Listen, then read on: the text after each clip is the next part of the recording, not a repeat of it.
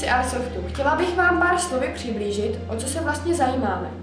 Především preferujeme Airsoft, základy přežití v přírodě a pořádání různých kulturních a dobročinných akcí. Také vám představím naše členy. Jindřich Šilek, Leo Švaňous, Ivo Švencel, Lukáš Kaňka, Jakub Štangler, Michal Oleksa. A z něžnějšího pohlaví sem patří Lucie Kaňková, Monika Venclová, Tereza Vaňousová a Aneta Vaňousová.